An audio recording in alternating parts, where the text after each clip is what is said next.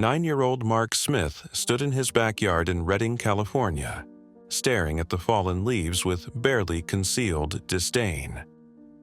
Of all the household chores his parents assigned, raking leaves was his least favorite. He much preferred helping his father with other tasks around their suburban home, from washing the car to organizing the garage. But the leaves needed attention, and Mark knew it. One autumn evening, his father Paul called him into the study. The warm lamplight cast a gentle glow across his father's thoughtful expression as he proposed an unexpected deal. "Mark," he began, "I know you're not fond of yard work, but I have a proposition for you. For every weekend you help with raking, we'll add an extra hiking trip during summer break." Mark's eyes lit up. Since he was 5, hiking with his father and older brother Peter had been his greatest joy. They would trek through the woods surrounding their family's vacation home, 20 kilometers from Reading, sometimes camping under the stars when weather permitted. The promise of more such adventures was enough to transform the dreaded chore into an investment in future happiness. Throughout the school year, Mark diligently kept his end of the bargain. As summer approached, he looked forward to his brother Peter's return from college. The brothers shared a special bond, one that had grown stronger after Peter's near-fatal car accident 4 years earlier. Though Peter had survived, the accident left him with a fragile leg that required extensive surgery and rehabilitation. Despite this challenge, their shared love for hiking remained undiminished. On a rare, overcast California morning, the Smith men set out for their first summer hike. Mark had meticulously packed his gear the night before, barely sleeping from excitement. The familiar scent of pine needles and earth greeted them as they parked at their usual trailhead, but the weather had other plans. Halfway through their hike, fat raindrops began falling from the darkening sky. "Perhaps we should head back," Paul suggested, concerned about the deteriorating conditions. "Wait," Mark interjected, his mind working quickly. "What if we take the shorter trail to the vacation house instead? We could wait out the rain there." His father considered the suggestion, noting how the usual path would become treacherous in the rain. The alternate route, though steeper, would get them to shelter faster. The new trail proved challenging, especially for Peter, whose leg began troubling him after an hour of careful navigation through the slick terrain. When they finally reached the vacation house, Peter needed rest. They settled him in the garden under the shelter of the porch, where Paul laid out a waterproof blanket to keep him comfortable. As Mark shifted position on the damp grass, he felt something hard press against his leg. Initially, panic gripped him.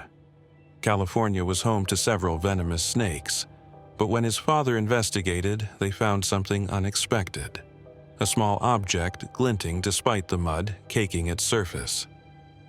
With careful fingers, Mark cleaned away the dirt to reveal a gold ring. Though small and slightly misshapen, it caught what little sunlight filtered through the clouds, creating tiny rainbows in its pristine surface. Paul, who had worked in jewelry before starting his current business, examined it closely. "This appears to be real gold," he said, turning the ring gently. "There's an engraving here, though no identifying marks." He looked at his youngest son thoughtfully. "Since you found it, Mark, what do you think we should do?" Mark considered the question carefully. The ring might be valuable, but more importantly, someone had clearly treasured it enough to have it engraved. "Could we take it to a jeweler?" he suggested. "Maybe they can help us find who it belongs to." Pride flickered across Paul's face at his son's response. They waited for the rain to ease, then made their way back to Reading, arriving at Morton's Jewelry just before closing time. The elderly jeweler, Mr. Morton, agreed to take a quick look. Through his loupe, Mr. Morton's eyes widened. "This is exceptional craftsmanship, 24-karat gold, worth about $10,000. He studied the ring for another moment before looking up with a peculiar expression. "As it happens, I know exactly who this belongs to, though they prefer to remain anonymous. You have a choice. I can purchase it from you at full value, or you can return it to its rightful owner." Paul turned to Mark, maintaining their agreement that this was his decision to make. Mark didn't hesitate. "I'd like to return it," he said firmly. "Someone must miss it very much." Mr. Morton's face broke into a warm smile. "I had a feeling you might say that. The owner has actually offered a reward of $110,000 for its return. They've been searching for this ring for months." The Smith family was stunned by the generosity, but the surprises weren't over.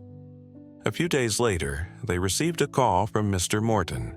The ring's owner, a wealthy widow named Mrs. Eleanor Cambridge, wanted to meet Mark and offer an additional gift, a full scholarship to the university of his choice.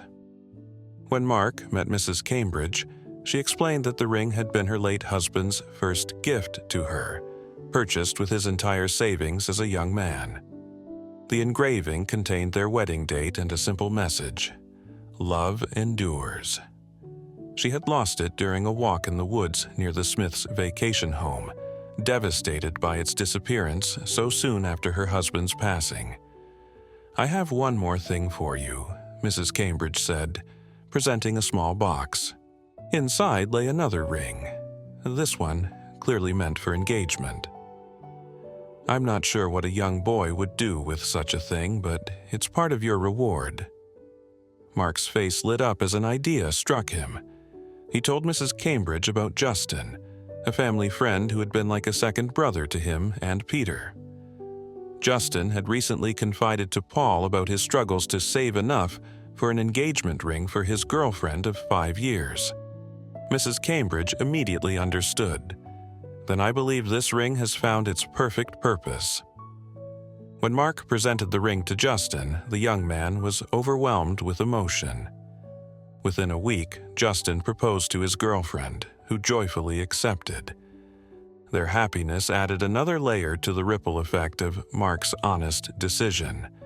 Years later, as Mark prepared for college, he maintained a close friendship with Mrs. Cambridge, visiting her regularly for tea and conversations about life, love, and the importance of integrity.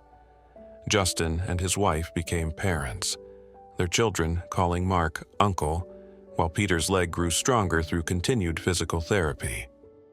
The golden ring, that could have been a simple financial windfall instead, became the catalyst for something far more valuable. A web of connections, opportunities, and reminders that the truest wealth lies not in what we keep, but in what we're willing to give back.